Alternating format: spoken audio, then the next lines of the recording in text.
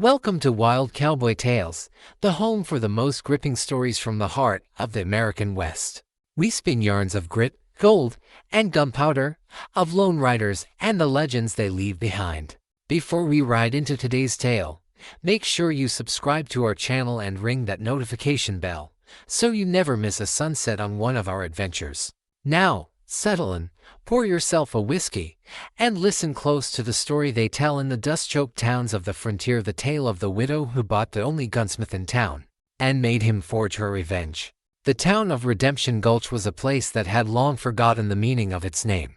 It was a blister on the sun-scorched earth, a collection of tired wooden buildings leaning against each other for support under the oppressive glare of the Arizona sky. Dust was the town's lifeblood, a fine red powder that coated everything: sweat on a man's brow, the whiskey in his glass, and the coffins in the ground. It was a hard place for hard people, and Alara Vance had once believed she was the exception. Her husband, Liam, had been the town's exception, too. He was a good man, a rancher whose hands were calloused from work, not violence. He saw potential in the unforgiving land, a future where Redemption Gulch might one day live up to its name. His laughter was a rare currency in a town that traded mostly in scowls and suspicion. But good men were often the first to die in places like this. It had been 6 months since the day the Calloway gang rode in. They weren't just robbers, they were a plague. Led by the cold-eyed Silas Calloway, a man whose smile never reached his eyes, they took what they wanted and burned the rest. Liam hadn't stood against them with a gun. He had stood against them with principle, refusing to sign over his deed when they tried to seize his land for a pittance. For that, they'd beaten him, humiliated him in front of the whole town, and when Alara had screamed, Silas had put a bullet in Liam's heart without a second thought. He'd looked at her then, a smear of her husband's blood on his cheek, and laughed. He died for dirt, Silas had sneered, before riding off with his men, leaving Alara a widow in a cloud of dust and despair. The town, as it always did, looked away. The sheriff, a man named Jebediah Stone, whose spine was as liquid as the cheap whiskey he favored, had filed a report and then filed it away in a drawer full of other forgotten injustices. To confront the Calloway gang was suicide, and no one in Redemption Gulch was feeling suicidal. They were feeling practical. They offered Alara their condolences, their pitying looks, and their platitudes, all of which were as useless as a dry well. Grief became Alara's world. It was the air she breathed, the food she couldn't eat, the silent companion in the empty bed she shared with a ghost. For weeks, she was a specter in her own home, a woman hollowed out, her vibrant spirit replaced by a cold, quiet emptiness. The townsfolk saw the fragile, broken widow, a figure of tragedy to be whispered about at the general store. They saw what they expected to see. They never saw the ice forming in her veins, the grief slowly, painstakingly crystallizing into something harder, sharper, and far more dangerous. The turning point was not a dramatic bolt of lightning, but a quiet, insidious realization. Pity was a cage, grief was a shroud, and justice in Redemption Gulch was a lie. If she wanted retribution, she would have to seize it herself. The law was a coward, and the townsfolk were sheep, but the Calloways, they were wolves.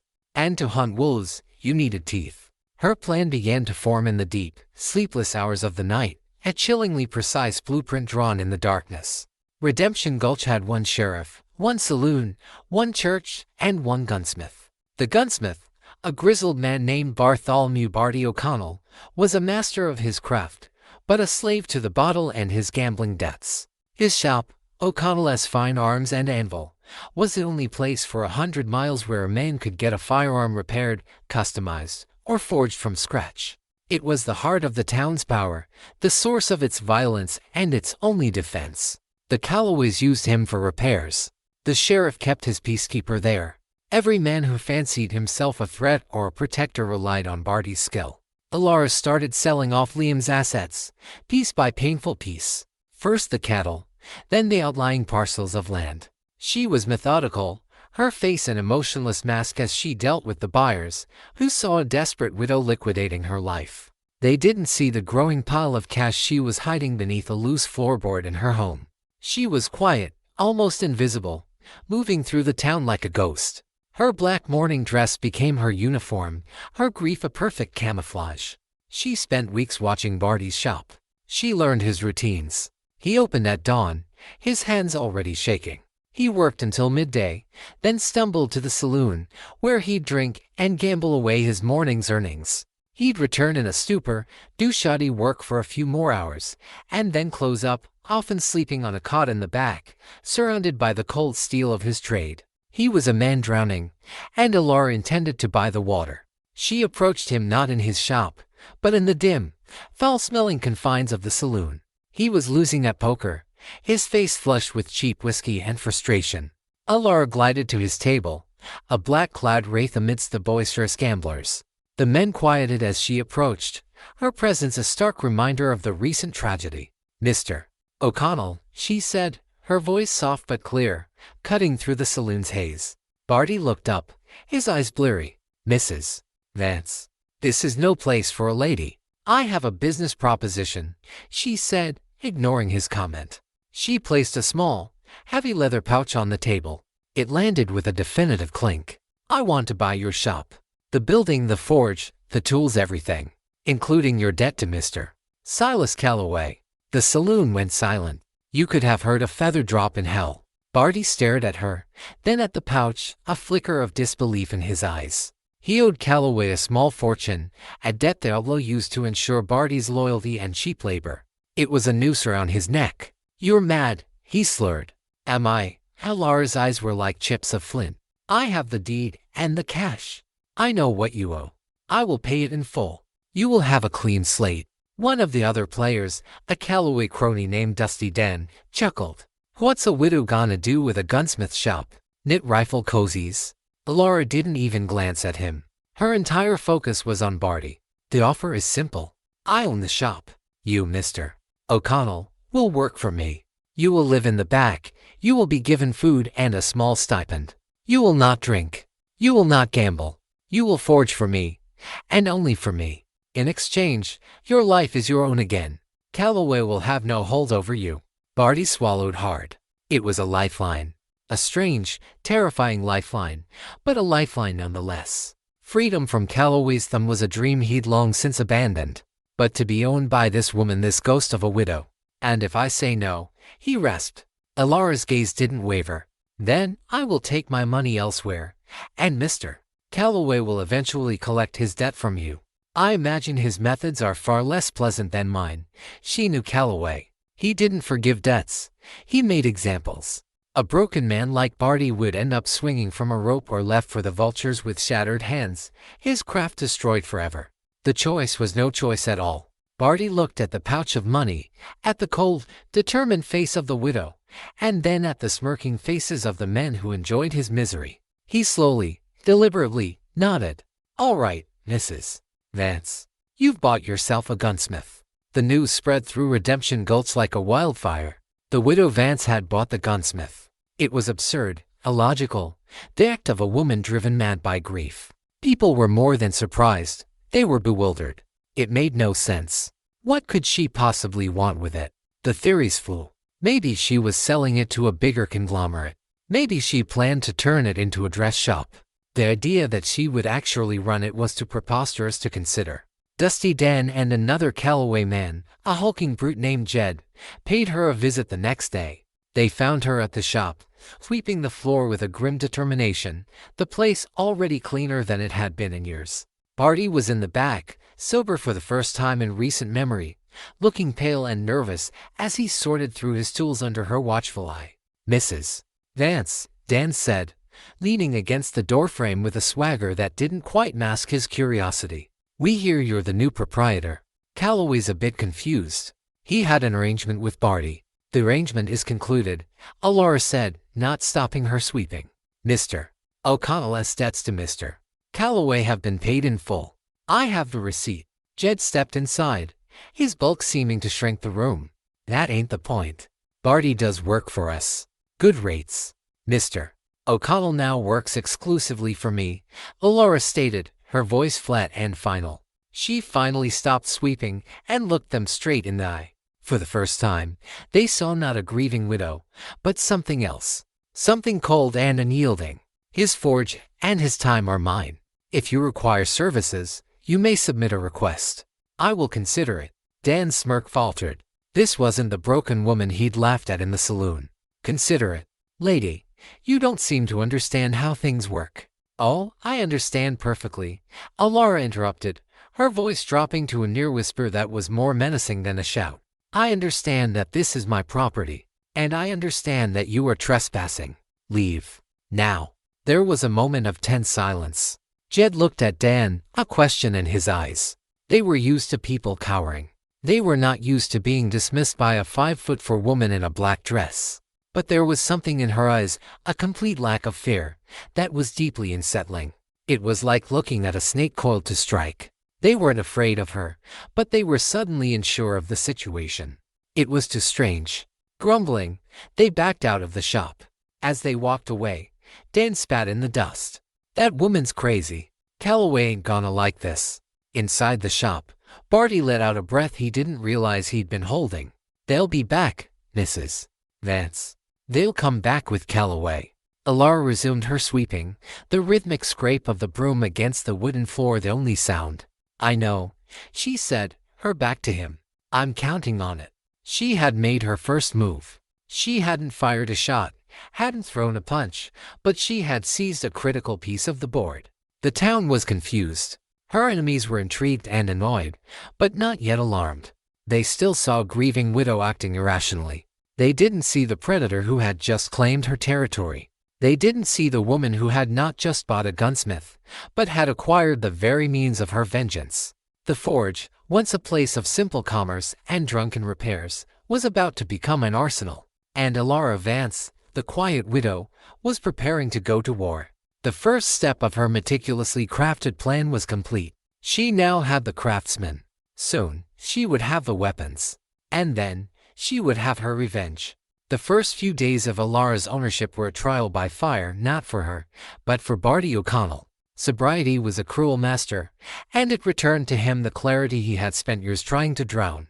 It brought back the shaking in his hands, not from withdrawal, but from the raw and filtered terror of his situation. He was trapped, a prisoner in his own forge, beholden to a woman whose motives were as opaque and chilling as a frozen lake.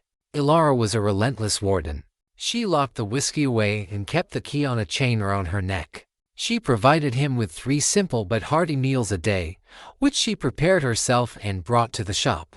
She said little, her presence a constant, silent pressure. She spent hours simply watching him, her dark eyes observing his craft, learning the rhythm of the hammer, the hiss of hot metal in the quenching bucket, the delicate art of seating a percussion cap.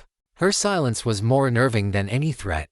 On the 4th day, after Barty had finished repairing a busted rifle action on an old Spencer carbine she'd given him as a test, she finally spoke of her purpose. She waited until the sun had set, and the only light in the forge came from the glowing embers in the hearth. The shadows danced around them, making the racks of cold steel tools look like instruments of torture. You are a master, Mr. O'Connell, Alara began, her voice a low murmur. I have watched you work. Even with a hangover, your hands know their trade. But your talent has been wasted on patching up rusted hoglegs for drunken cowboys and making custom grips for vein killers. Barty wiped his greasy hands on a rag, his eyes fixed on the embers. A man's gotta eat, Mrs. Vance. Liam is dead, she said, the words blunt and heavy. My husband. He was murdered in the street for nothing. Silas Calloway and his 5 men. They left. She paused, letting the silence stretch. You know their names. You've repaired their weapons. Barty's shoulders tensed. He knew them well. Silas Calloway, the snake-like leader. His brutish right hand, Jedediah Jed Stone. The swaggering loudmouth, Testy Dan. The quiet, deadly tracker, an Apache half-breed they called Whisper. The twitchy, rat-faced card-sharp Finn. And the youngest, Billy Kid Carson, barely a man, but with eyes as empty and cruel as the rest. 6 men. I know them, Barty admitted, his voice barely a whisper. I'm going to kill them, Alara stated. It was not a boast or a threat. It was a declaration of fact, as simple and as absolute as saying the sun will rise. All of them, and you, Mr. O'Connell, are going to help me. Barty finally looked at her, his face a mask of disbelief and horror. You can't be serious. Mrs. Vance, they're animals. They'll kill you without a second thought. "They have already killed me," she replied, her voice devoid of emotion. "The woman I was died with my husband. The thing that is left it has a singular purpose." She stepped closer, her shadow merging with his. "I am not a gunslinger. I cannot outdraw them in the street. I am a woman, which they see as a weakness. That is my advantage. I will not fight them on their terms. I will fight them on mine. I will use strategy, surprise, and fear. And you will forge the tools for that fight." This was the moment of her oath, not sworn in a church or over a Bible, but in the smoky half-light of the forge, to an audience of one terrified blacksmith. Her vow was cold, calculated, and utterly terrifying in its sincerity. Her requests began that night. They were unlike anything Barty had ever been asked to create. She didn't want a faster gun or a more accurate rifle in the traditional sense. She wanted instruments of surgical precision and brutal ingenuity. Her first design was for a weapon she called the Ghost. She had him take a standard Colt Peacemaker, a gun she had learned to shoot with Liam, and modify it. The barrel, she instructed, her finger tracing a line on a piece of charcoal-dusted parchment she'd sketched on. "It needs to be shorter, just 4 inches. But I want it perfectly rifled for accuracy at close range. More importantly, I want you to craft a secondary mechanism, a spring-loaded blade, no longer than my littlest finger, that can be released by a hidden switch near the trigger guard. It must be silent and instantaneous." Barty stared at the drawing. A gun with a hidden blade. It was the weapon of an assassin, not a homesteader. "What in God's name for?" "For when they get too close," Alara said simply. "For the moment they think they have me cornered, when their guard is down. A surprise. A final, intimate little secret between me and them." The work was painstaking. Barty had to re-engineer the trigger housing, crafting a minuscule, high-tension spring mechanism that wouldn't interfere with the revolver's action. He forged the tiny blade from high-carbon steel, honing it to a razor's edge. He worked for 2 days straight, his hands rediscovering their old, sober artistry. The final product was a masterpiece of deadly engineering. The blade, when retracted, was almost invisible. When the hidden button was pressed, it shot out with a faint snick, a venomous fang of polished steel. But that was just the beginning. Her next request was even more unorthodox. She wanted traps. "I need 3 pressure plate traps," she explained, pointing to a section of the floor. "But not for bears. For men. I want them small enough to be concealed under a rug or a thin layer of dirt. When triggered, I don't want them to snap a man's leg. That's too loud. I want them to fire a dart." She presented him with a set of long, wicked-looking needles she had purchased from a traveling doctor under the guise of needing them for leather work. "The dart needs to be silent. It must be powerful enough to pierce a leather boot and the flesh beneath. You will have to design a firing mechanism using a coiled spring, like a miniature crossbow." Barty felt a cold sweat on his brow. He was a gunsmith, a forger of honest tools of defense and sport. This was something else entirely. This was the work of a spy, an executioner. He was building the components of a nightmare. "Mrs. Vance, this is dark work," he stammered. Alara looked at him, her face unreadable in the firelight. "Mr. Calloway laughed when he shot my husband. He and his men took pleasure in my humiliation. Tell me, Mr. O'Connell, what is darker? The tools I ask you to make, or the men who made them necessary?" He had no answer. He went back to work. He crafted the trap mechanisms from salvaged clockwork parts and reinforced steel plates. The design was ingenious in its simplicity. The pressure of a man's full weight would trip a sear, releasing a powerful spring-loaded plunger that would fire the needle dart with incredible velocity. He tested the first one on a side of cured pork, and the needle embedded itself to the hilt with a soft, sickening thump. While he worked the forge, Alara worked on the other side of her plan. She procured ingredients from the general store and the same traveling Dr. Strange herbs, chemicals, and plant extracts. She bought wolfsbane, oleander, and a potent sedative used for livestock. She spent her evenings in her small home, grinding the substances with a mortar and pestle, creating a variety of deadly and debilitating concoctions. She would coat the darts and the tip of her revolver's hidden blade with these poisons. Her vengeance would not just be delivered by lead and steel, but by chemistry and cunning. Next, she had him create specialized ammunition. I need you to modify these rifle cartridges, she said one afternoon, placing a box of .44-40 Winchester rounds on his workbench.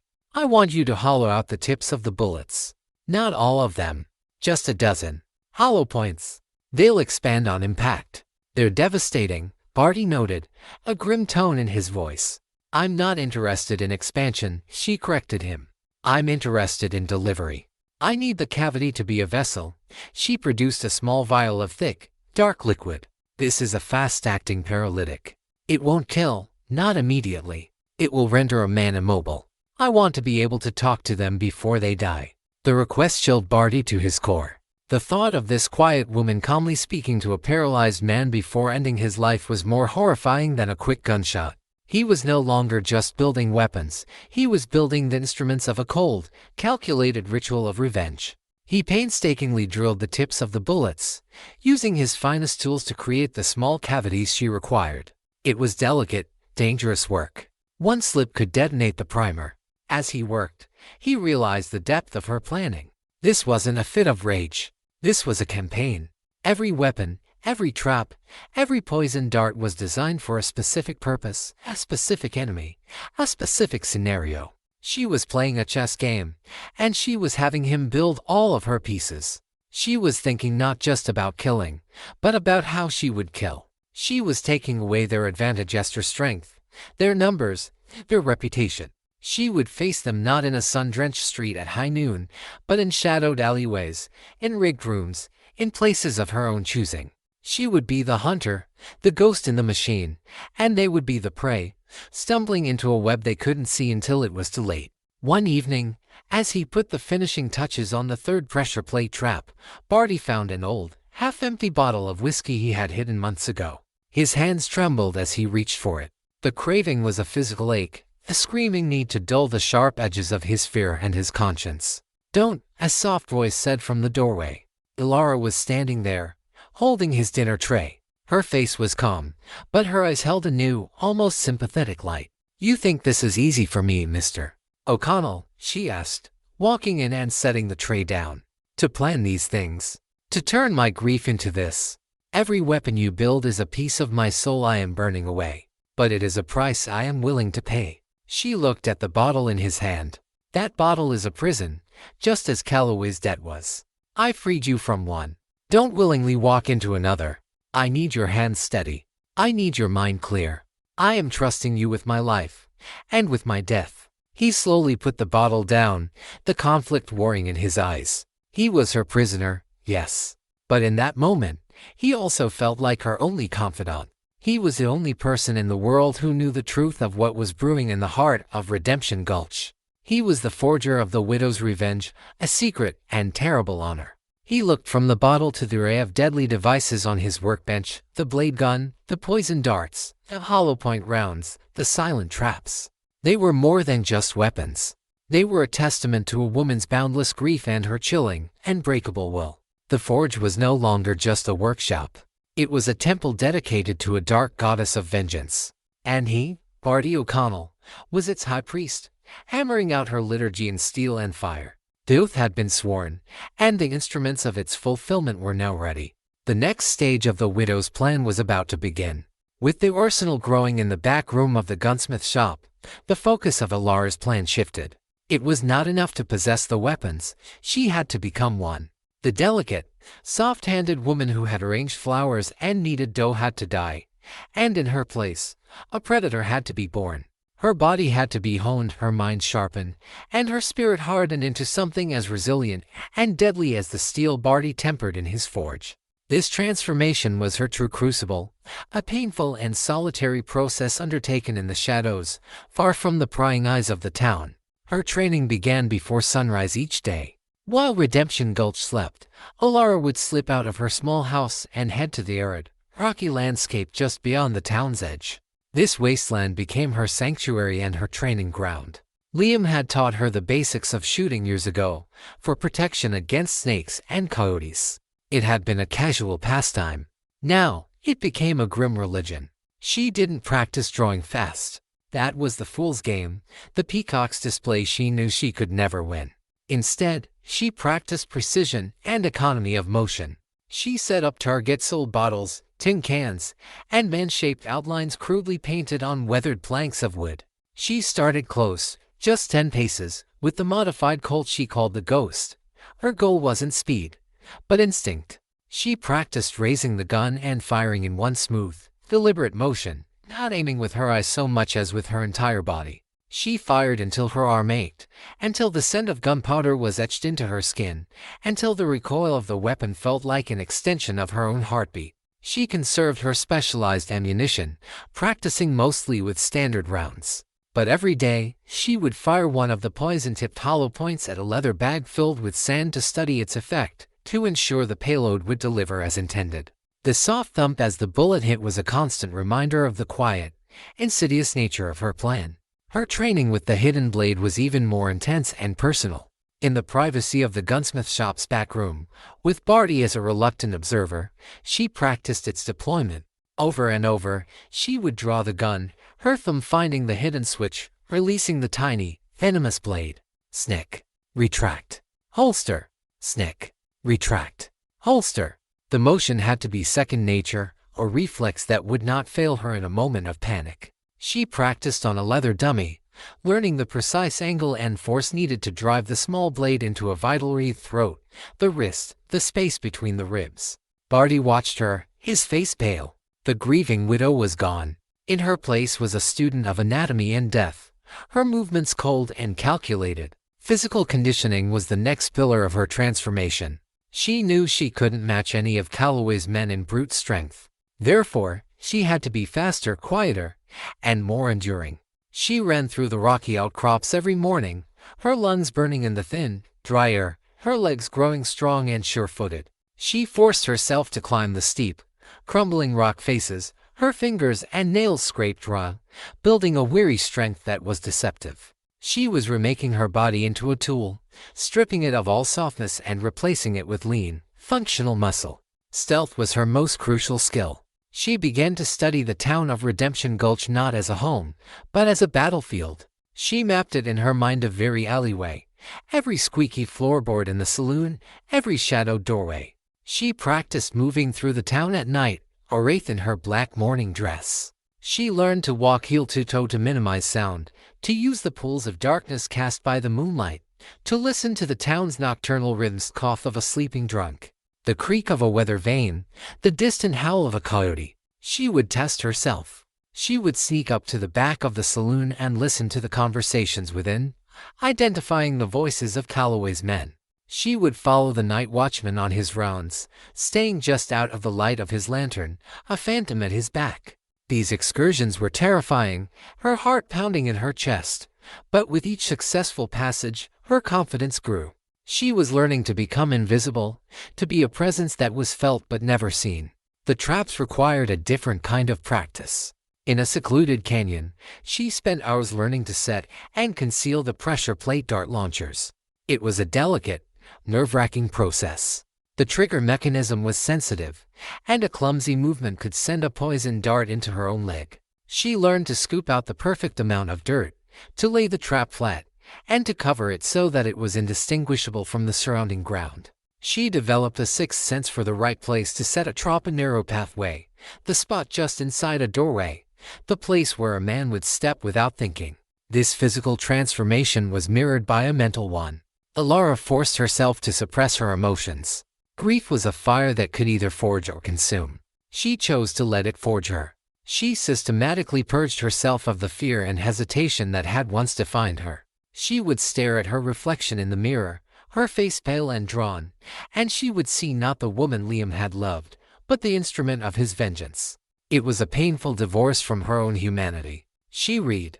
Liam had owned a few books, among them a tattered copy of Sun Tzu's The Art of War, brought back by a relative who had traded in the East. In its pages, she found a philosophy that resonated with her new reality. All warfare is based on deception. The supreme art of war is to subdue the enemy without fighting. In the midst of chaos, there is also opportunity. The ancient words became her mantra, reinforcing her belief that intellect and strategy could triumph over brute force. Barty O'Connell was the sole witness to this chilling metamorphosis. He saw the calluses forming on her hands, the new hardness in her eyes, the way she moved with a quiet, deadly grace that hadn't existed before. He was no longer just her employee, he was her reluctant quartermaster, her armor, and in a strange way, her confessor. One afternoon, she was practicing disassembling and reassembling the ghost blindfolded, her fingers moving with practiced speed. Barty was sharpening a set of tools nearby, the rhythmic scrape of steel on stone filling the silence. "You're different, Mrs. Vance," he said, not looking up from his work. "I barely recognize you." Alara's hands didn't stop. "The woman you recognized is dead. She was buried with her husband." "And what is this?" he asked, gesturing vaguely with the file. "What are you becoming?" She paused, the pieces of the revolver laid out perfectly on the cloth in front of her. She looked up, and for a fleeting moment, he saw a flicker of the old Alara, a flash of pain and vulnerability in her eyes. "I am becoming what they made me," she said, her voice low and laced with a sorrow so profound it made his own troubles seem insignificant. "They took a wife and a homesteader and left a weapon in her place. I am simply learning how to be what I am." The moment passed. The hardness returned to her eyes. She resumed her work, her fingers flying over the cold steel parts. The final piece of her training was psychological. She had to desensitize herself to the act of killing. She started small, hunting jackrabbits and coyotes with a cold efficiency that went beyond the need for food or pest control. She would track them, learn their habits, and dispatch them with a single, precise shot. She would look into their dying eyes, forcing herself to feel nothing. It was a necessary cruelty, a way to cauterize the wound in her soul where her empathy had once been. She knew that when the time came, when she was facing one of Liam's murderers, she could not afford to hesitate. She could not afford to see the man, only the target. Each animal she killed was a rehearsal for the men she would have to put down. Each life she took was a small death for the woman she used to be, a sacrifice on the altar of her revenge. By the end of the 3rd month, the transformation was nearly complete. Alara Vance was a ghost who walked in the daylight. The townsfolk still saw the quiet widow in her perpetual mourning dress, but now they also saw something else. They saw a woman who walked with purpose, whose gaze was direct and unnerving, who carried an aura of self-possession that was both admirable and unsettling. The whispers changed. They were no longer just whispers of pity, but of curiosity and a nascent, indefinable fear. She was ready. The weapons were forged. The poisons were mixed. The traps were perfected. Her body was a conditioned weapon, her mind a strategic map, and her heart a frozen, single-minded engine of retribution. She had been forged in the twin fires of grief and rage, and tempered in the cold waters of her own resolve. The time for preparation was over. The hunt was about to begin. The widow was no longer just planning her revenge, she had become it. The Calloway gang saw themselves as kings of the arid wasteland surrounding Redemption Gulch. They operated with an arrogance born from impunity, believing fear was a currency they alone could mint. Their first mistake was underestimating the town's capacity for secrets. Their second, and far more fatal mistake, was forgetting about the widow. To them, she was a loose end, a sad story that had already faded into the dusty backdrop of their violent lives. They had no idea she had become the author of their final chapter. Alara chose her first target with chilling precision, Dusty Dan. He was the loudmouth, the braggart, the one who had mocked her in the saloon. He was arrogant, predictable, and careless, the perfect first thread to pull in the unraveling of the Calloway gang. Her intelligence gathering was meticulous and patient. For 2 weeks, she observed. She learned that Dan had a weakness for cheap women and even cheaper whiskey. Every 3rd night, like clockwork, he would ride into the pleasure district on the far edge of town, a collection of a few ramshackle cabins and a larger building that laughably called itself a bordello. He would drink himself into a stupor, spend his ill-gotten gains, and then stumble back to the gang's hideout a few miles outside of town, alone and vulnerable. The path he took was narrow and winding, flanked by thickets of mesquite and jagged rock formations. It was a place made for an ambush. Alara prepared not for a gunfight, but for a harvest. On the designated night, she moved under the cloak of a moonless sky. She was a shadow in her black dress, carrying a small, carefully packed leather satchel. She didn't ride her horse, she walked, her steps silent on the packed earth, leaving almost no trace. She reached the chosen spot on the trail an hour before she expected Dan to pass. It was a tight bend where the path narrowed, forcing a rider to slow down. A large boulder on one side and a steep drop on the other created a natural bottleneck. This was her stage. With practiced efficiency, she went to work.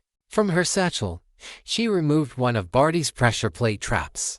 She dug a shallow depression in the middle of the path, her hands working quickly and quietly. She set the delicate trigger mechanism, her touch as gentle as a safecracker's.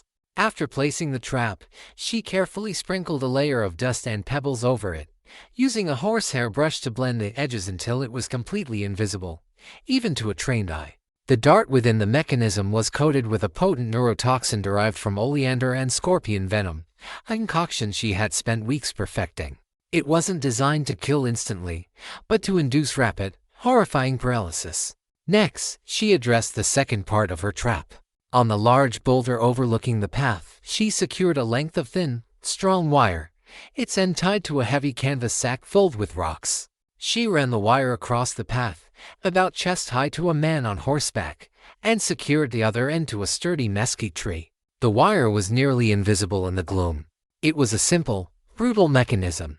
With her preparations complete, Alara retreated into the rocks above the trail, finding a perch that gave her a clear view of the bottleneck. She was 50 feet away, a ghost in the darkness.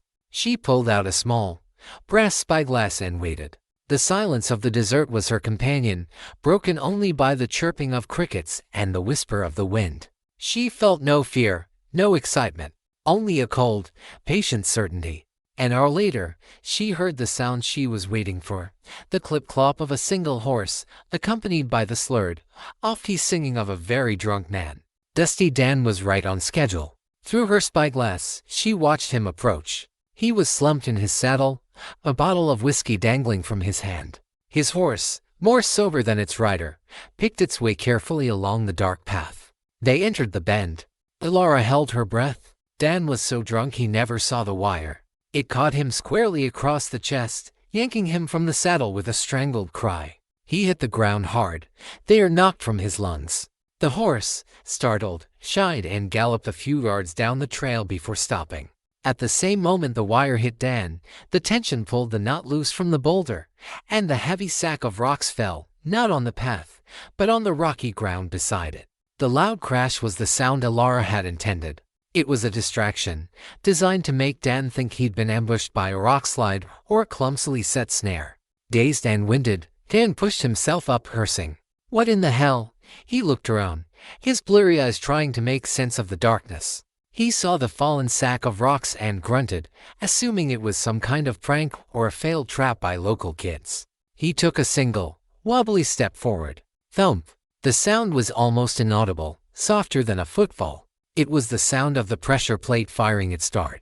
Dan yelped in surprise, more from the sharp sting in his calf than from any real pain. He looked down, pulling up his bent leg. He saw the small, feathered dart embedded in his flesh, just above his boot. A damn dart, he muttered in drunken disbelief. He plucked it out, staring at it stupidly. It looked like a child's toy. He laughed, a short, harsh sound that echoed in the quiet canyon. He didn't know he had less than a minute of voluntary movement left in his body. Alara watched through her spyglass, her expression unchanging. She saw the moment the poison took hold. Dan took another step, then stumbled. A look of confusion crossed his face. He tried to lift his leg, but it wouldn't respond. The paralysis spread with terrifying speed. His arms went numb. His tongue felt thick in his mouth. The laughter died in his throat, replaced by a gurgling sound of panic. He collapsed onto the ground, his eyes wide with terror, a prisoner in his own body. He could see, he could hear, he could feel the cold ground beneath him, but he could not move a muscle. Only then did Alara descend from her perch. She moved with a calm, deliberate pace, her boots making no sound in the dust. She emerged from the shadows and stood over him, her form silhouetted against the star-dusted sky. Dan's eyes bulged. He recognized her. The widow Vance. It was impossible. His mind screamed, but his lips couldn't form the words. I choked. Wheezing sound was his only response.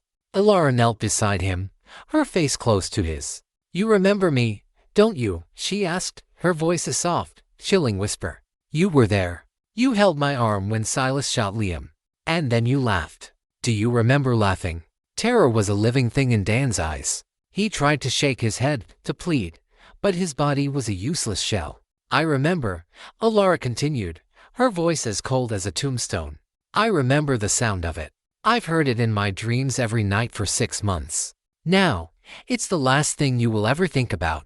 She reached into her satchel and pulled out a simple cattle branding iron. The brand was a single, stark letter, V for Vance. Attached to it was a small, self-contained heating element Barty had ingeniously crafted, a canister of flammable jelly that, when lit, would heat the iron to a searing temperature in minutes. She lit the canister. The flame cast a demonic, flickering glow on her face.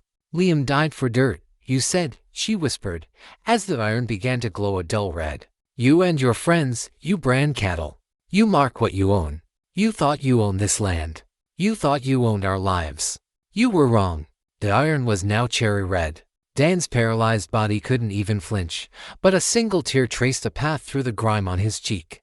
The smell of his own fear filled the air. This is for Liam, Alara said, her voice utterly devoid of pity. She pressed the glowing V onto his forehead. The sizzle of burning flesh and the muffled, agonized scream that was trapped in Dan's throat were obscene sounds in the sacred quiet of the desert night. The stench was nauseating, but Alara did not recoil. She stood up, leaving the brand on his chest. She looked down at the paralyzed, branded man, his eyes locked in a state of pure, undiluted horror. The poison would finish its work soon, stopping his heart, but he would die knowing who had killed him and why. He would die marked as the property of the woman whose life he had helped destroy. Alara turned and walked away without a backward glance. She collected her wire and the spent trap mechanism, leaving no evidence of her ingenious design. She left Dusty Dan's body on the path for his friends to find. She wanted them to find him. She wanted them to see the brand. She wanted them to know that this was not a random act of violence. This was a message. When the Calloway gang found him the next morning, they were not just angry. They were confused and unnerved. The scene made no sense. Dan was thrown from his horse by a clumsy rock trap, then pricked by some kind of Indian dart, and then branded. It was bizarre, ritualistic. There was an intelligence to it, a personal cruelty that was deeply unsettling. It wasn't the work of a rival gang. It wasn't the work of the law. It felt like the work of a ghost. Back in Redemption Gulch, Alara cleaned the branding iron in the forge, the metal hissing as she plunged it into the water. Barty watched her, his face ashen. He didn't ask what had happened. He didn't want to know. But he saw the look in her eyes. The first piece of her soul had been successfully burned away. The hunt had begun. The first of the 6 was dead. And in the gang's hideout, and in the dusty streets of the town, the first whispers began of a new kind of fear, a phantom that moved in the dark, an avenger who killed not just with bullets, but with a terrifying, poetic justice. The ghost had claimed its first victim. The death of Dusty Dan sent a tremor of fear through the Calloway gang. It wasn't the death itself, men like them were used to death, but the manner of it. The bizarre, almost theatrical cruelty of the branding, the silent, invisible dart, the lack of any struggle. It spoke of an enemy who didn't play by their rules. Silas Calloway, a man who prided himself on his perception, was unnerved. He gathered his remaining 4 men in the dingy backroom of the saloon they used as an unofficial headquarters. The air was thick with the smell of stale beer, sweat, and a new, acrid scent. Paranoia. It was no rival outfit, Silas said, his voice a low growl. He paced the room, his movements like a caged panther. No posse. This was personal. That brand V. It's a message. Vance, whispered Billy the Kid, his young face pale. Liam Vance. Jed, the hulking brute, slammed his fist on the table. The widow. Don't be a fool, kid. She's a sniveling mouse. She wouldn't have the nerve. Maybe someone did it for her, suggested Whisper, the tracker, his voice soft and thoughtful. A brother, a cousin we don't know about. Finn, the rat-face card sharp, nervously shuffled a deck of cards, his greasy fingers making the pasteboards click and whir. Whoever it was, they're smart. Dan was a loudmouth, but he wasn't a fool in a fight. To be taken so quietly, his voice trailed off. Silas stopped pacing and his cold eyes fell on Finn. Fear is a poison, Finn, and you're drinking it deep. We keep our eyes open. We ride together. No one goes anywhere alone. This ghost, whoever he is, wants to pick us off one by one. We won't let him." His declaration was meant to be reassuring, but it only tightened the knot of fear. They were now prisoners of their own paranoia, chained together by the threat of an unseen hunter. Alara knew this would be their reaction. She had counted on it. Her next target was Finn. She chose him for a reason similar to why she chose Den. His vices made him predictable. Finn was a creature of habit and avarice. His entire world revolved around the turn of a card and the weight of a coin. While the others might find solace in camaraderie or the bottom of a bottle, Finn's only comfort was in a winning hand. He was addicted to the feeling of outsmarting another man at the poker table. Alara decided she would not hunt him in the wilderness. She would hunt him in his natural habitat, the saloon. This phase of her plan was far more dangerous. It required her to step out of the shadows and into the light. For weeks, she had been a ghost. Now, she would have to become an actress. Her first step was to change her appearance, subtly. She continued to wear her widow's black, but she allowed a little life to return to her face. A touch of color on her cheeks, her hair styled with care. She began to frequent the general store in the middle of the day, speaking a few quiet words to the proprietor, re-engaging with the town in small, carefully measured doses. The townsfolk saw a woman slowly, painfully emerging from the depths of her grief. It was a performance, and she played her part perfectly. The second part of her plan involved Barty. "I need you to spread a rumor, Mr. O'Connell," she told him one evening. He had grown gaunt, his hands perpetually shaking, not from drink, but from the terrible knowledge he carried. "A rumor?" he asked, his voice hoarse. "Yes. You will go to the saloon. You will have one drink on, and no more. You will let it be known that I have finally come into a small inheritance from my family back east. Not a fortune, but enough to make a difference. Enough to make me comfortable." "Why?" "Because predators are drawn to the appearance of vulnerability and opportunity," she said. "Finn is a jackal. He preys on those he perceives as weak or foolish. A grieving widow, suddenly flush with cash she doesn't know how to handle, is the perfect bait." Barty did as he was told. He went to the saloon, his presence turning a few heads. He drank his one beer, and in a slurred voice that was half real, half feigned, he complained about his new employer. The widow got money now, he mumbled to the bartender, loud enough for others to hear. "Some family money came in. Thinks she can run a business." The seed was planted. It didn't take long to sprout. Finn, his ears always open for the whisper of easy money, heard the rumor. His greedy mind immediately began to spin scenarios. A week later, Alara made her move. She walked into the saloon just after dusk. The room fell silent for a moment. It was the first time she had set foot in the place since the day Liam was killed. The memory was a physical blow, and for a terrifying second, her resolve wavered. She could see him, standing right there, defiant and proud, just before the bullet struck. She pushed the image down, locking it away in the frozen vault of her heart. She was not that woman anymore. She approached the bar, her movements graceful and composed. She ordered a small glass of sherry, a lady's drink, completely out of place in this den of whiskey and violence. Finn was at his usual table, playing 5-card stud with a few local ranchers. He watched her over the rim of his cards, his beady eyes gleaming with interest. Jed and Billy the Kid were at another table, drinking heavily, their eyes scanning the room, watching the doors. They were on guard, just as Silas had ordered. Alara took her drink to a small, isolated table. She seemed fragile, out of place, a black orchid in a field of cactus. She sipped her sherry, her gaze distant, as if lost in sad memories. After a few minutes, she pulled a small, embroidered purse from her dress. She took out a single, crisp $20 gold piece and placed it on the table, turning it over and over with her fingertips. It was a gesture of nervous habit, but to a man like Finn, it was a signal, a flag marking treasure. He waited until he had won the pot from the ranchers, then made his move. He sauntered over to her table, his lips curled into what he imagined was a charming smile. "Evenin', Mrs. Vance," he said, his voice slick with false sympathy. "It's a surprise to see you here." "I find my home quiet, Mr. Finn," Alara replied, her voice soft and melancholic. "Too quiet?" A little company can be a balm for the soul, he said, sliding into the chair opposite her without being invited. His eyes darted to the gold coin. Poker's a good distraction. Clears the mind. You play? My husband tried to teach me once, she said with a sad, dismissive wave of her hand. I'm afraid I have a poor head for numbers. It's not about numbers, Finn said, leaning in conspiratorially. It's about people. Reading them. A smart lady like you, I bet you'd be a natural. The hook was baited. The play began. For the next hour, he taught her the game. She played the part of the naive beginner flawlessly. She made foolish bets, seemed confused by the ranking of hands, and lost consistently. She lost the gold piece, then another she produced from her purse. She seemed flustered, embarrassed, but also intrigued.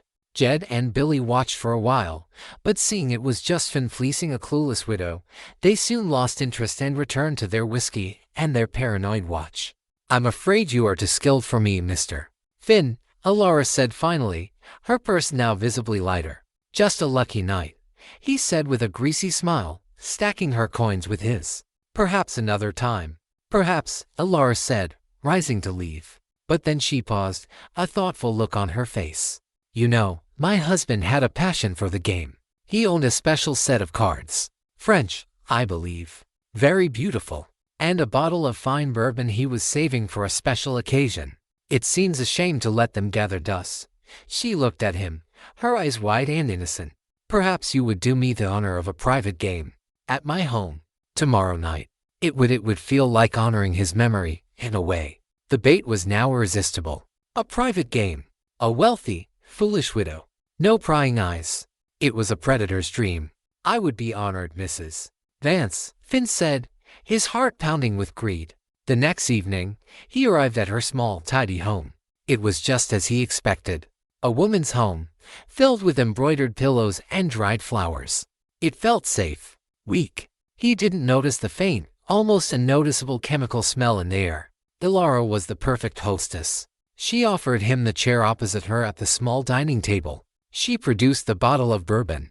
It was expensive, the label dusty. Liam was saving this, she said sadly. She poured two glasses. She also produced the cards. They were beautiful, with ornate backs, and still sealed in their box. You do the honors, she said, pushing the sealed deck towards him. Finn felt a surge of triumph. A sealed deck meant the game was honest, not that he intended to be. He had a holdout device strapped to his arm, ready to switch cards at a moment's notice. He broke the seal, shuffled the cards with a flourish, and dealt the first hand. The game proceeded just as the one in the saloon had. Ilara played poorly, losing hand after hand. Finn drank the bourbon, which was smooth and rich, gloating internally. He was so focused on the game, on the growing pile of money in front of him, that he didn't pay attention to the subtle changes within himself. The slight numbness in his fingertips. The way the room seemed to be growing warmer, the lamp flame a little fuzzier. The bourbon was drugged. It wasn't a paralytic like the one she'd used on Dan. It was a powerful, slow-acting sedative, mixed with a hallucinogen. A concoction designed to dismantle the mind before the body. The cards were a secondary delivery system. Barty, under her direction, had treated the edges of the cards with a similar, fast-absorbing compound. Every time Finn shuffled, dealt, and touched the cards, he was dosing himself through his skin. By the fifth hand, he was feeling dizzy. Strong stuff, he slurred, blinking. The best, Ilara said, her voice calm and even. She hadn't touched her own glass. He started making mistakes. His expert shuffling became clumsy. He fumbled his cards. He tried to use his holdout device and dropped the hidden card on the floor. What was that, Mr. Finn? Alara asked, her voice losing its gentle edge. Nothin', he mumbled, his head swimming. He looked at her, and her face seemed to shimmer, her features momentarily sharpening into something hard and terrifying before softening again. He was losing control. Panic began to bubble in his chest. I believe it is my turn to deal, Alara said. She gathered the cards, her movements precise. She dealt two hands of 5-card draw. Finn picked up his hand. He could barely focus on the numbers. He saw 3 jacks. A good hand. He discarded 2 cards, his movements sluggish. Ilara dealt him 2 more. He fumbled them, turning them over. A 4th jack, and an ace. Four of a kind. A brilliant hand. A wave of relief washed over him. He would win it all back. I bet everything, he slurred, pushing all his winnings into the center of the table. I see your bet, Laura said, her voice a cold whisper. And I raise. She didn't push forward money. Instead, she reached down and pulled the ghost from a holster hidden in the folds of her dress. She laid the deadly revolver on the table, its short, dark barrel pointing directly at his heart. I raise you your life. The sight of the gun cut through the fog in Finn's brain. The terror was absolute. This was not the grieving widow. This was the hunter from his nightmares. What is this? He stammered, his body refusing to obey his commands to run, to fight. This is for Liam Vance, she said. The man whose hospitality you are enjoying. She nodded to his cards. Show me your hand. Trembling, he laid down his for jacks. F for jacks, he whimpered. I win. Laura smiled, and it was the most terrifying thing he had ever seen. It was a smile of pure, cold triumph. A very good hand, Mr. Finn. It is a shame. She laid down her own cards, turning them over one by one. 10 of spades. Jack of spades. Queen of spades. King of spades. Ace of spades. A royal flush. The highest possible hand. Finn stared, his drug-addled mind unable to comprehend it. The sealed deck. He had shuffled. He had dealt. It was impossible. How? He breathed. You assumed the cards were in order when you opened the box, Laura explained, her voice like chipping ice. But a sealed box can be opened and resealed. I spent the last 2 nights arranging this deck. A stacked deck, Mr. Finn. The first 45 cards were random, for the first few hands. The last 10 were arranged for this exact moment. I knew you would bet it all. Your greed is as predictable as the sunrise. She had not just trapped his body. She had trapped his soul. She had beaten him at his own game, outsmarted the card sharp, and laid his arrogance bare. He was nothing. You're the ghost, he whispered, horrified understanding dawning. I am the widow, she corrected him. She picked up the revolver. He tried to move, but the drug had taken full hold. He was sinking into a dark, terrifying abyss, his limbs as heavy as lead. Snick. The sound was so small, so intimate. He barely saw the flash of steel from the base of the gun. The hidden blade. She didn't shoot him. She leaned across the table, the beautiful, terrible royal flush lying between them, and with a single, quick, fluid motion, she drew the poisoned blade across his throat. There was no sound but a soft, wet gurgle. Finn slumped forward onto the table, his blood soaking the cards and the stolen money, his dead eyes staring at the hand that had beaten him. Laura stood up. She looked at the scene, at the man who had chuckled at her grief, now dead amongst the symbols of his own petty avarice. She felt a cold, grim satisfaction. She gathered the money, both hers and his. She took the bottle of bourbon and the glass. She wiped her fingerprints from everything she had touched. She would leave him here to be found. The story would be simple. A card sharp, known for cheating, was killed in a game that went wrong. The impossible hand left on the table would only add to the mystery, becoming a legend in the saloon. No one would ever suspect the grieving widow. She walked to the fireplace and threw the deck of cards into the flames. As she watched the beautiful, ornate pasteboards blacken and curl into ash, she felt another piece of her old self burn away with them. Two were gone, 4 remained. The rat had been caught in a trap made of paper, and the widow's long night was far from over. The discovery of Finn's body sent a fresh wave of ice-cold terror through the remaining members of the Calloway gang. He was found slumped over a poker table in the widow's house, a single, clean slice across his throat, the cards displaying a royal flush soaked in his blood. The scene was inexplicable. The sheriff, after a cursory and nervous investigation, declared it a gambling dispute gone bad, but everyone knew that was a lie. There was no sign of a struggle, no forced entry. And the widow, when questioned, was a picture of distraught innocence. She claimed Mr. Finn had been kind, offering to buy some of her late husband's possessions, and she had left him to appraise them, only to return from an errand to find the horrific scene. Her performance was so convincing that the town's pity for her was renewed. But Silas Calloway knew better. To men dead, each in a bizarre, ritualistic fashion. First Dan, branded on the trail. Now Finn, executed with a perfect poker hand. This was not the work of a common killer. This was the work of an artist, a patient, calculating phantom who knew their weaknesses and used them as weapons. "It's the tracker," Silas snarled to his remaining men, Jed and Billy. They were holed up in their hideout, a collection of miserable shacks in a box canyon. "Whisper. He's the only one who can find this bastard." Whisper, the Apache half-breed, had been silent throughout the meeting. He was a man of few words, his senses always tuned to the world around him. He didn't move like the others. He flowed, his steps silent, his eyes missing nothing.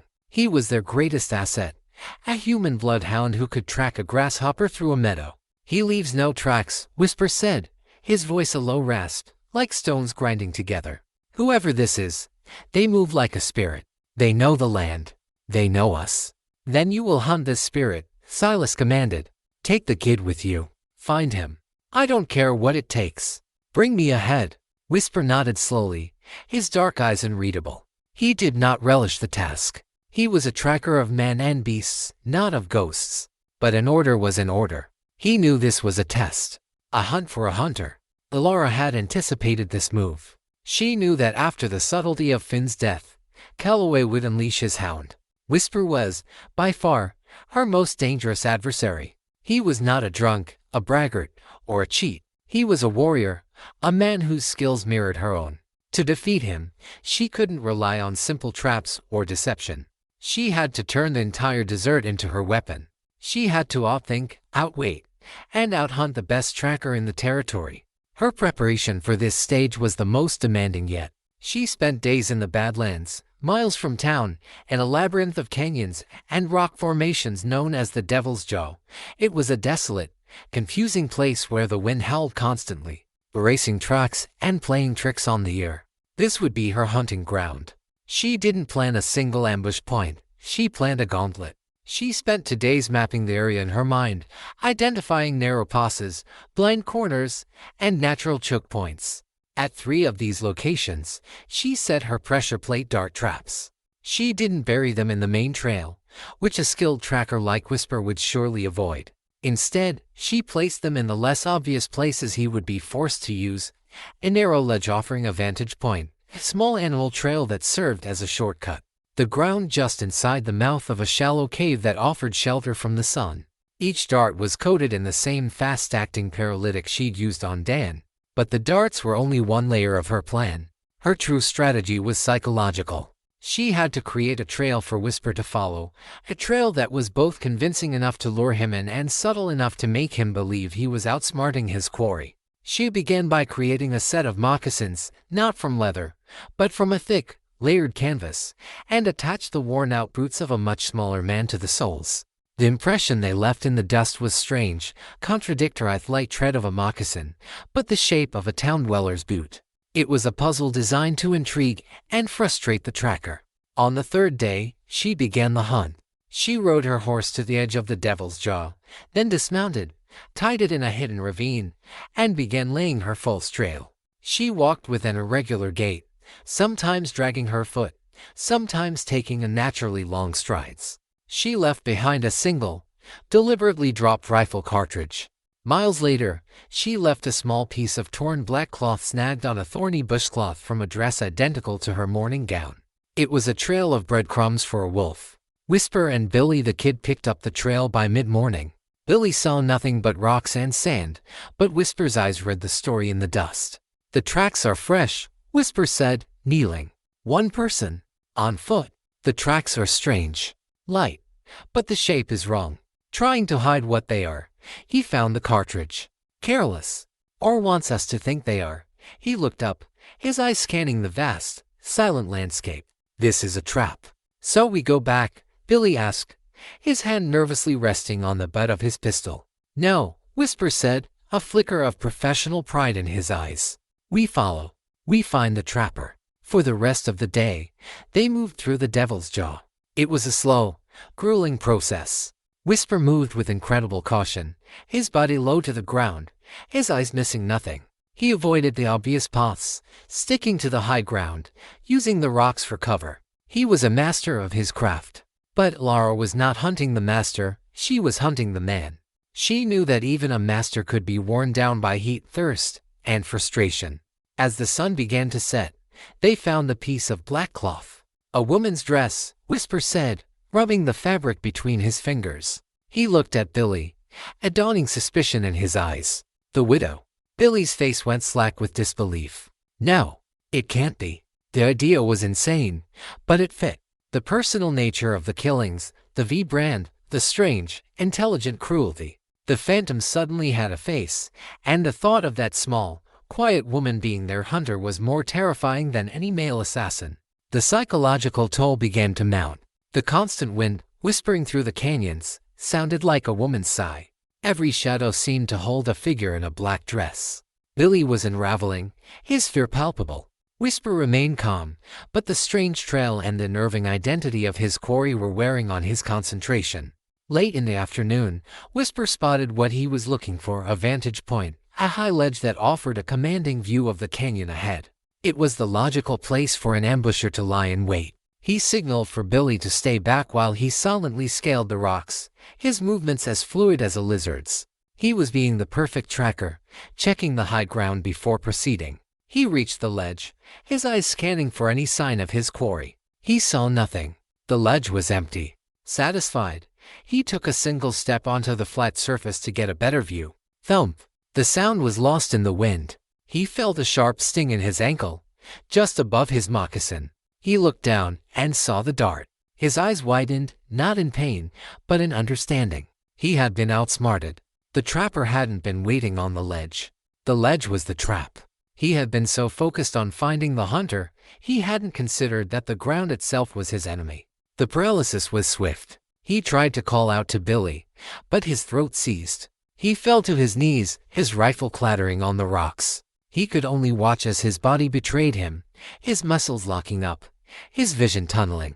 Laura had been watching from a crevice half a mile away, through her spyglass. She had watched them all day, a patient predator observing her prey. When she saw Whisper fall, she knew her plan had worked. She waited a full 10 minutes before she began to make her way towards the ledge. Billy, seeing his partner collapse, panicked. He called out Whisper's name, his voice cracking. There was no reply. Terrified, thinking Whisper had been shot by a sniper, he broke cover and ran towards the base of the rocks. He was no longer a threat. He was just a scared boy. Laura met him at the bottom of the rock face. She seemed to materialize from the shadows, the ghost held steady in her hand. Billy froze, his face a mask of pure terror. It was her. The widow. The ghost. He's not dead, Laura said, her voice calm and steady, a stark contrast to his ragged breathing. The poison will not kill him. Not yet. What do you want? Billy whimpered, his hands raised. I want you to listen, she said. Climb up there. Look at your friend. He is the best of you, and he was beaten. Calloway is next. This is not your fight. You were just a boy, following orders. Liam, my husband, he would not have wanted a boy's death on his conscience. And I have enough on mine. She was offering him a choice. An exit. Right away from here, she said, her eyes boring into his. Right, and do not ever look back. If I ever see you again, I will kill you. But today, you can live. The choice is yours. Leaving the terrified boy to decide his fate, Laura climbed the rocks to where Whisper lay. He was conscious, his dark eyes following her every move. He was helpless, but there was no fear in his eyes. Only a kind of grudging respect. Laura knelt beside him. You are a skilled man, she said quietly. You followed a trail that wasn't there and found exactly what I wanted you to find. You are too good to ride with pigs like Calloway. His eyes asked the question his lips could not form. Why? They killed my husband for sport, she explained, her voice hardening. They laughed at my grief. They are a sickness in this land, and I am the cure. You were part of that sickness. She saw a flicker of understanding, perhaps even regret, in his eyes. He had been a man caught between worlds, his native skills sold to the highest bidder, and he had chosen the wrong side. You hunt spirits, he had said. He had been right. Close your eyes, Laura said, her voice softening slightly. Think of the mountains. Think of the wind that gave you your name. She drew the revolver, the barrel now fitted with a custom-made sound suppressor Barty had crafted from a steel tube packed with wool, another of her ingenious requests. The weapon would make a soft cough, not a loud bark. She did not want Billy to hear the shot. She wanted his choice to be a clean one. She pressed the silenced barrel to Whisper's temple. He closed his eyes. The sound was no louder than a stone falling. It was done. She stood and looked out over the canyon. The wind howled, whipping her black dress around her. In the distance, she heard the frantic sound of a horse galloping away. Billy the Kid had made his choice. He had run. She had not only killed the gang's tracker, she had broken their unity. She had turned their numbers from 3 to 1. She had isolated her final 2 targets. Jed, the brute, and Silas Calloway, the serpent himself. The hunt was narrowing. The ghost of the canyons had won. She stood alone on the high ledge as darkness fell, the whisper in the wind now her only companion. 3 were gone. 1 had fled. 2 remained. Billy the Kid's desertion hit the Calloway gang like a physical blow. He rode back to the hideout in a frenzy of terror, babbling about the widow in the canyons, about Whisper falling without a sound, and about the ghost who had let him live. He grabbed his saddlebags, took the best horse that wasn't Silas's, and vanished into the night, a boy broken by a horror his simple mind couldn't process. Now, only to remain Silas Calloway and his loyal, brutish lieutenant, Jed. The sprawling, arrogant gang had been whittled down to a paranoid pair. The invisible net Alara had woven was drawing tight. Fear, thick and suffocating, was a constant presence in their camp. They didn't sleep. They ate cold beans from a can, starting at every gust of wind, every snap of a twig. Jed, a man whose only solution to any problem was overwhelming force, was coming apart at the seams. His fear manifested as rage. "It's that blacksmith," he roared, pacing their filthy cabin. "He's in on it. He has to be. Making her special guns, special darts. She couldn't do this alone. I'm going into town. I'm gonna break him into little pieces. He'll tell me where she is. He'll tell me everything." Silas, whose fear was colder and more calculating, considered this. The blacksmith was the only logical link. O'Connell had been Calloway's man, held by debt. Now he was the widow's. It made sense. But charging into town was clumsy. It was what the ghost would expect. "No," Silas said initially. "It's a trap. She wants you to go into town. So we just sit here and wait for her to pick us off," Jed bellowed, his face turning purple with rage. "I ain't dying in a shack, waiting for a woman to slit my throat. I'm going to get answers." Jed's rage was a force of nature, and for the first time, Silas couldn't control him. He saw the wildness in Jed's eyes, the desperation of a cornered animal. Perhaps there was merit to the idea. A swift, brutal strike. Force the blacksmith to talk. Find the widow. And this nightmare. Fine. Silas relented, a new plan forming in his cold mind. "Go. But be smart. Don't go in shooting. Grab him. Bring him back here. We'll make him talk where there are no ears to hear him scream." Jed grinned, a savage, ugly expression. This was a language he understood. Violence. Torture. He saddled his horse, checked his massive Remington revolver, and rode for Redemption Gulch, a man storming headfirst into his own grave. Alara was ready for him. The gunsmith shop was no longer just her arsenal. It was the centerpiece of her final trap. She and Barty had spent the last 2 days transforming the familiar space into a death maze. Barty, now a pale, haunted man, worked with the grim resignation of one who knows he is past the point of no return. He was no longer just an accomplice. His survival was now inextricably linked to Alara's. They ranged the shop for a predator. Heavy chains with hooks on the end were draped from the ceiling beams, seemingly at random. Barrels were positioned to create narrow, winding pathways. On the floor, beneath a scattering of straw and metal shavings, Alara placed her last pressure plate dart launchers, not in the main walkway, but in the spaces a man would leap to for cover.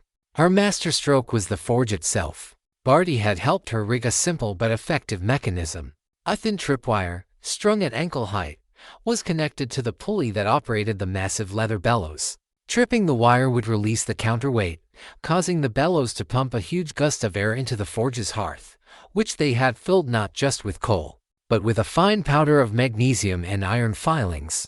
The result would be a blinding, explosive flash of sparks and white-hot flame. When Jed rode into town, Alara was watching from the window of the room above the shop. She saw him tie his horse and stride towards the front door, his hand on his gun, his face a mask of grim determination.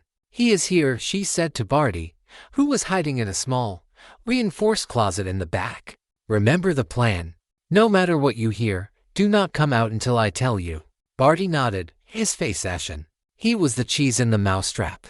Jed kicked the front door open. It slammed against the wall with a crash. "O'Connell," he roared, his massive frame filling the doorway. "Get out here. We need to talk." The shop was silent and dim, the only light coming from the street and the faint, orange glow of the embers in the forge. "I know you're in here, you old drunk," Jed shouted, stepping inside. He moved cautiously, his revolver now in his hand. The layout of the shop was different, cluttered. It made him uneasy. He saw movement in the back. A shadow. "There you are," he growled. It was Alara. She stepped out from behind a rack of rifles, not holding a gun, but a heavy blacksmith's hammer. She looked small, impossibly so, against the backdrop of the forge. Jed stopped, momentarily confused. He had expected to find the blacksmith. Seeing her, the ghost herself, right here in the open, was jarring. His rage, however, quickly overrode his surprise. "You?" he snarled, a cruel smile spreading across his face. "The Black Widow saved me the trouble of hunting you. Where are your little darts now? Your little traps?" He raised his revolver. "This ends here." "You were right," Alara said, her voice echoing slightly in the large room. "It does end here." She hefted the hammer and threw it, not at him, but at a large metal sheet leaning against the wall to his left. The hammer struck with a deafening clang, the sound of a massive bell ringing. Jed flinched instinctively, his eyes darting towards the sound for a split second. That was all Alara needed. In that instant of distraction, she dove behind a large anvil near the center of the room, drawing the ghost as she moved. Jed fired, the roar of the Remington deafening in the enclosed space. The bullet sparked off the anvil, whining past Alara's head. He fired again, flintering the wooden barrel she had now rolled in front of her for cover. He was a force of destruction, a rampaging bull. He advanced, knocking over tables, his heavy boots crunching on the debris-strewn floor. "Come out and die." Which? Alara knew she couldn't match his firepower. She had to use the environment. She had to make him move where she wanted. From behind her cover, she fired a single shot, not at him, but at the counterweight holding up a rack of heavy iron bars. The bullet severed the rope. With a deafening crash, the bars rained down, blocking the path between him and her. Jed cursed and was forced to sidestep to the right, into the narrow pathway she had created. He was now exactly where she wanted him. He took another step, his boot landing on a loose pile of straw. Thump! The dart trap fired. Jed cried out in pain and surprise, stumbling. He looked down to see the small dart protruding from his thigh. "Which?" he screamed, pulling it out. He knew what it was. He had seen the one in Dan. He knew what was coming. The paralysis. Panic seized him. He had to kill her. Now. He lurched forward, his leg already feeling heavy and unresponsive. He rounded the barrels, his eyes wild, searching for her. He saw a flicker of black movement near the forge. He charged, a wounded beast making its final, desperate attack. His foot caught the tripwire. The mechanism engaged instantly. The counterweight dropped, the massive bellows gave a great, whooshing sigh, and a hurricane of air blasted into the forge's hearth. The result was apocalyptic. A massive, blinding fireball of white and orange sparks erupted from the forge, roaring into the center of the room. It was not an explosion of force, but of light and heat. The superheated metal filings filled the air like a swarm of fiery hornets. Jed screamed, throwing his arms up to shield his face. He was engulfed in the storm of sparks. His clothes began to smolder. The intense, brilliant flash momentarily blinded him. He stumbled back, disoriented, terrified, his gun forgotten. The paralysis from the dart was rapidly spreading, and now he couldn't see.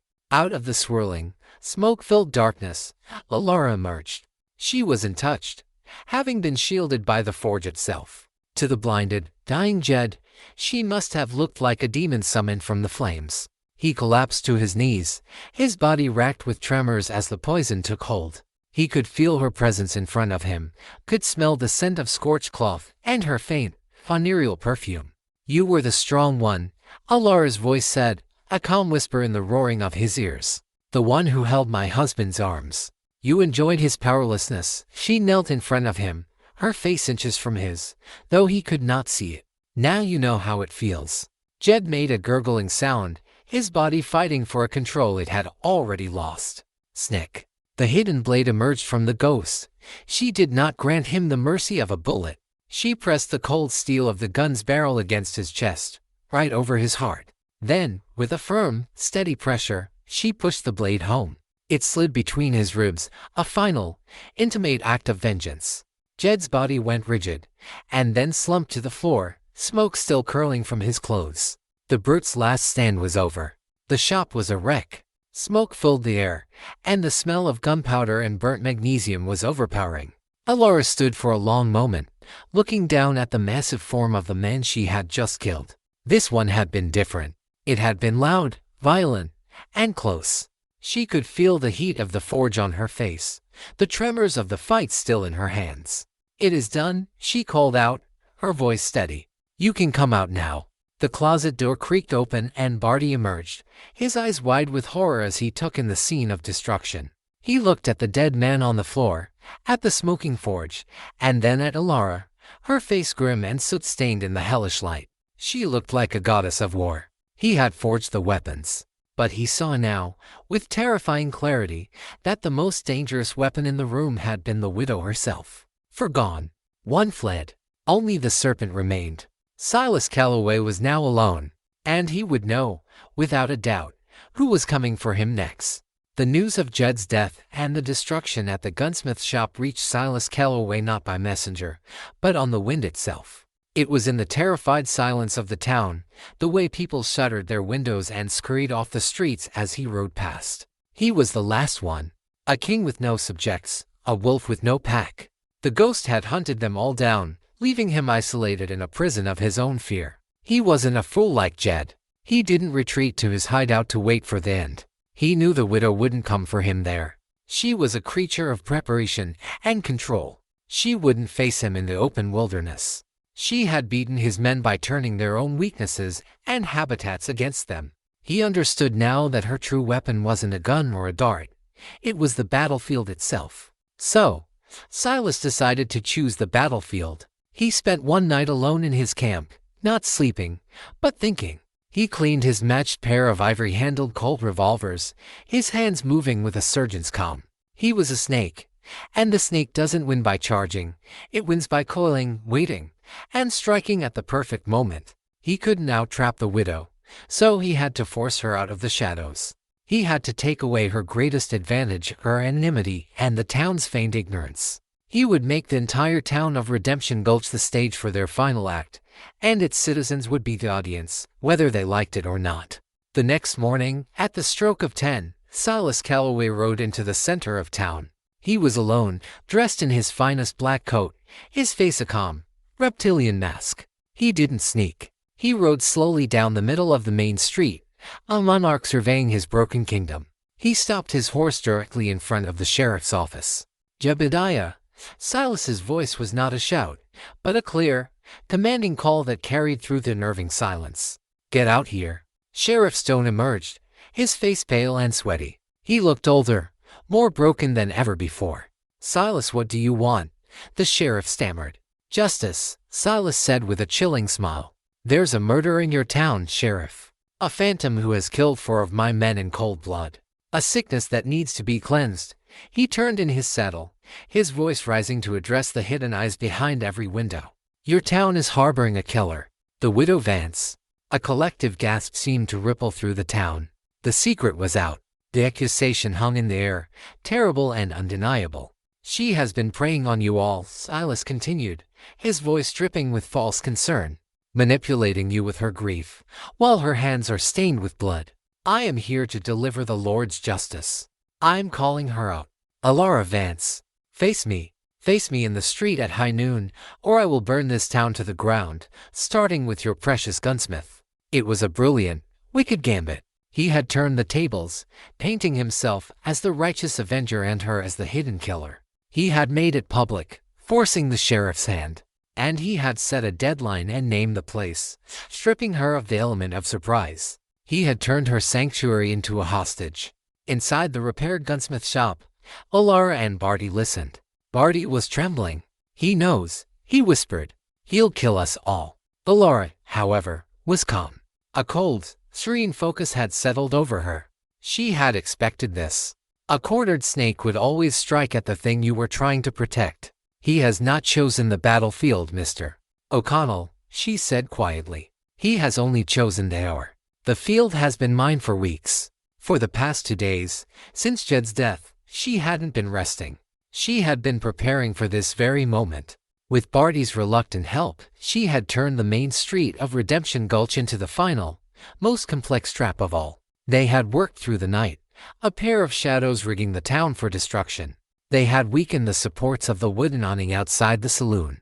They had placed small, carefully measured charges of black powder, not enough to kill, but enough to create deafening noise and blinding smoke under the boardwalk in 3 separate locations, all rigged to a single, long fuse. In the empty hayloft of the livery stable, they had positioned a heavy wagon wheel, precariously balanced and tied to a tripwire strung across the stable door. Alara's plan was not to create a single killing blow, but to orchestrate chaos. She would turn the street into a symphony of noise, smoke, and confusion. She would disorient and unnerve Silas, shredding his composure, forcing him into mistakes. "He thinks this is a duel," Alara said, checking the action on the ghost. "He is wrong. This is a war, and he is the only soldier on the wrong side of the lines." She turned to Barty. His face was a mess of terror, but as he looked into her unyielding eyes, something shifted. He had been a prisoner, an accomplice, a coward. But he had seen what this woman was capable of. He had seen her stand against monsters.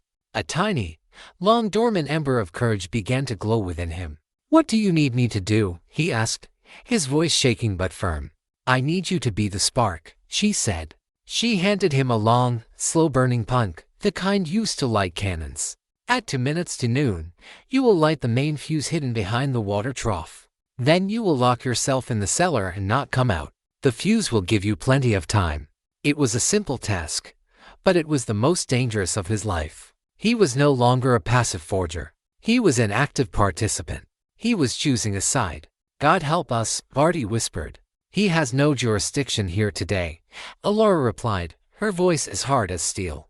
As the sun climbed towards its zenith, the town held its breath. The streets were utterly deserted. It was a ghost town, waiting for its ghosts to battle. Alara did not take a sniper's position on a roof. That was what he would expect. Instead, she slipped into the darkened interior of the general store, which offered a perfect view of the street through its large front windows. She was a hunter in her blind, waiting for the prey to step into the killing zone. Silas Calloway stood in the center of the street, a lone figure in the oppressive heat. He was patient, confident. He believed he had seized control. He believed he had turned her greatest strength into her most glaring weakness. He was about to find out how wrong he was. The serpent had played his gambit, but the widow was about to checkmate the king. The bell in the town's small church tower began to toll, a slow, mournful count towards noon. Each chime was a hammer blow against the dead silence. In the center of the street, Silas Calloway stood perfectly still, a statue of deadly intent. His hands hovered over the ivory grips of his revolvers. He scanned the windows, the rooftops, the alleyways. He was hunting for a shadow. Hidden behind the town's main water trough, Barty O'Connell held the smoldering punk. His hand trembled violently. This was it, the point of no return. The church bell chimed for the 10th time. With a muttered prayer, he touched the glowing tip to the fuse. It sputtered, caught, and began to burn, a tiny, sizzling snake disappearing into the shadows under the boardwalk. Barty scrambled back, hurried to the gunsmith shop, and locked himself in the cellar, his heart pounding a frantic rhythm against his ribs. Alara watched from the window of the general store. She saw the tiny wisp of smoke from the fuse and took a deep, steadying breath. She was not afraid. She was an equation, and all the variables were now in motion. The 12th bell chimed. High noon. For a moment, nothing happened. The silence stretched, becoming taut and bearable. Silas's eyes narrowed. Was this a bluff? Had she run?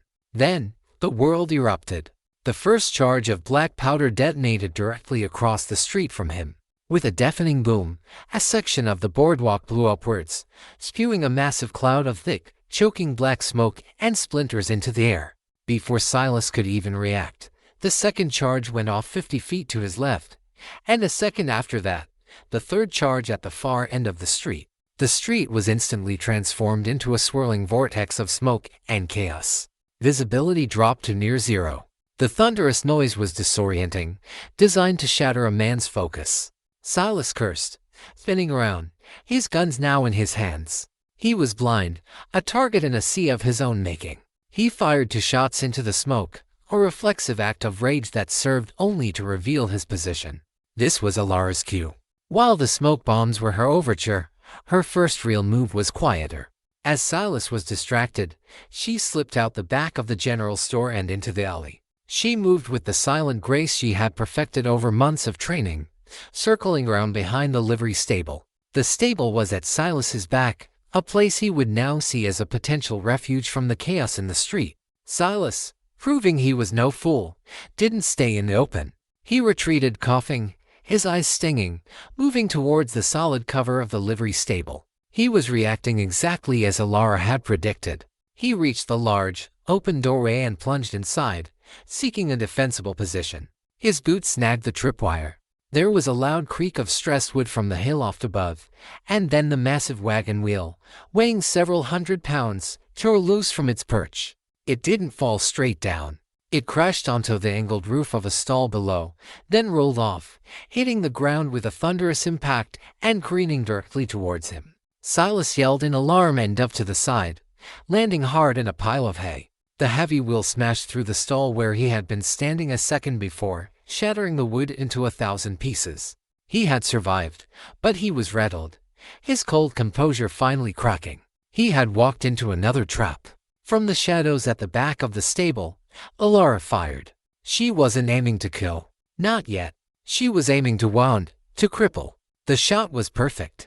The bullet tore through the fleshy part of Silas's left thigh. He screamed, a sound of pure rage and pain, and fired back blindly into the darkness. Alara was already gone, having slipped out a side door the moment she pulled the trigger. The game of cat and mouse continued. She led him, wounded and furious, back out into the main street, where the smoke was beginning to clear. The town looked like a war zone. Silas limped into the middle of the street, blood soaking his trousers. His face was contorted with a hate that transcended mere anger. "Witch," he screamed, his voice raw. "Show yourself. Face me like a man." "You did not face my husband like a man," Alara's voice called out, seeming to come from everywhere at once. She was now behind the saloon's swinging doors. "You faced him like a coward, 6-1. Silas spun and unloaded a volley of shots into the saloon, splintering the doors and shattering the windows. While he was reloading, his movements slightly clumsy due to the pain in his leg, Alara made her move. She burst out of the saloon, not firing, but running. She sprinted directly towards him, a black-clad fury against the dusty backdrop of the ruined street. The move was so audacious, so completely unexpected, that Silas froze for a heartbeat. He had expected a sniper, a ghost. He was not prepared for a direct, suicidal charge. He raised his freshly loaded revolver. She was 100 feet away. 80, 60. He took careful aim. He was a master marksman. This would be the end. But Alara was counting on his arrogance. As he aimed, she dropped to one knee, a movement as smooth as flowing water, and fired the ghost. Her shot was not aimed at his heart or his head. It was aimed at his right hand. The bullet struck his wrist with a sickening crunch of bone. His gun flew from his nerveless fingers, landing in the dust. He held in agony, clutching his shattered hand. He was disarmed, wounded, beaten. Alara advanced slowly now, the hunter approaching her fallen prey. She stopped 10 feet from him, her revolver held steady, aimed at his heart. His face was a mask of disbelief and incandescent hatred. "It's over, Silas," she said, her voice quiet but carrying the weight of all her pain. "You think so?" he hissed, his left hand suddenly darting inside his coat. He was faster than she could have imagined. He pulled out a small derringer, a hidden, last resort weapon. But Alara had a last resort of her own. As he raised the derringer, she pressed the hidden switch on her revolver. Snick! The tiny, poison blade shot out from under the barrel. Silas's eyes widened. He had no idea. It was a detail so small, so inconceivable, that he had never once considered it. He fired the derringer. The bullet tore through Alara's left shoulder, spinning her around with the force of the impact. A searing pain exploded through her body. But her own forward momentum, her final, desperate lunge, carried her forward. She fell against him, and the hidden blade, her final, intimate secret, plunged deep into his chest, directly into his black heart. They collapsed together in the dust. Silas Calloway looked down at the hilt of the gun pressed against his chest, at the impossible blade that had killed him. He looked into Alara's eyes, seeing not a grieving widow, but an angel of death, her face pale and beautiful and terrible. He opened his mouth, but only a bloody gurgle came out. And then, the serpent was still. Alara pushed herself off his body, crying out as a fresh wave of agony shot through her shoulder. She was bleeding, wounded, exhausted, but she was alive. She stood, and steady on her feet, in the center of the silent, smoking street. All around her was the evidence of her war. Dust and smoke filled the air, and at her feet lay the man who had taken everything from her. The revenge was complete. The fire that had driven her for so long, that had burned away her soul, finally, blessedly, flickered and died out. In its place was a vast, cold emptiness. She looked at the gun in her hand, the instrument of her dark salvation, and for the first time in 6 months, Alara Vance began to weep. The sound of Alara's weeping was the only thing that broke the spell of silence hanging over Redemption Gulch. One by one, doors creaked open. Faces, pale and stunned, peered out at the scene of devastation. They saw the bodies of dead outlaws, the splintered wood, the smoke curling into the clear blue sky. And in the center of it all, they saw the widow, standing over the body of Silas Calloway, blood staining the shoulder of her black dress, tears carving clean paths through the grime on her face. Sheriff Stone was the first to approach, his movements hesitant. He looked at Silas's body, then at the wounded Alara. All the bluster and fear had been stripped away from him, leaving only a hollowed-out man forced to confront his own cowardice. "Mrs. Vance," he began, his voice barely a whisper. It's over." Alara looked at him, her eyes clear despite the tears. She didn't say a word. She simply held out the ghost, offering it to him grip first. It was an act of surrender, but also of finality. She was done. The town doctor came rushing forward then, and the spell was broken. People flooded into the street, their whispers turning into a low roar of disbelief and awe. They helped Alara to the doctor's office, their touch gentle, respectful. They looked at her not as a killer, but as a liberator. She had done what their lawmen and their own courage could not. Her wound was painful but not fatal. The bullet had passed clean through. As the doctor bandaged her shoulder, Barty O'Connell emerged from the cellar, blinking in the sunlight like a man reborn. He saw the aftermath of the battle he had helped orchestrate, and for the first time, the fear in his eyes was replaced by a profound sense of peace. He was free. Alara recovered over the next few weeks, cared for by the very townspeople who had once pitied and feared her. The story of her meticulous, brilliant revenge spread like wildfire, becoming more myth than memory with each telling. They didn't speak of her as a murderer. They spoke of her as a force of nature, a symbol of justice in a lawless land. When she was strong enough to walk, she did 3 things. First, she went to the gunsmith shop. Barty, sober and clear-eyed, was sweeping the floors, bringing order from the chaos. "The shop is yours again, Mr. O'Connell," Alara said, handing him the deed. "You are a free man. Use your gifts to protect this town, not to arm its enemies." Barty took the deed, his hands steady for the first time in years. "What will you do, Mrs. Vance?" he asked. "I'm going to learn how to live again," she replied. Second, she took the money she had recovered from Finn, and all the money found in the Calloway gang's hideout, and gave it to the sheriff. "This is blood money," she said. "Use it to rebuild. Hire deputies. Make this town worthy of its name." Sheriff Stone, shamed into a man of duty at last, accepted it with a solemn nod. Finally, she walked to the small cemetery at the edge of town. She stood before the simple wooden cross that marked Liam's grave. The sun was setting, casting a warm, golden glow over the land. She took out the ghost, the last remaining piece of her arsenal, which the sheriff had quietly returned to her. It was the symbol of her grief, her rage, her transformation. She knelt and laid the unique, deadly weapon on the earth of her husband's grave. She left it there, a tribute to the man she had loved and the woman she had been forced to become. As she walked away, her black mourning dress seemed out of place in the warm light of the setting sun. For the first time, she felt the promise of a new day. And that's the way they tell the tale. Some say Lara Vance packed her things and rode east, disappearing from the pages of history to find a quiet life. Others say she stayed, becoming a respected leader in Redemption Gulch as it slowly grew into a place of peace and prosperity. No one knows for sure, but the legend was born. Outlaws and gunmen learned to ride wide of that little town because they knew it was protected, not by a man with a tin star, but by the memory of a woman who had faced down monsters. They told the story in hushed tones around campfires and in loud, boastful retellings in distant saloons. Story of the quiet widow who bought the only gunsmith in town and forged a revenge as sharp, as brilliant, and as deadly as the steel from his fire. The legend of the widow with the forged guns.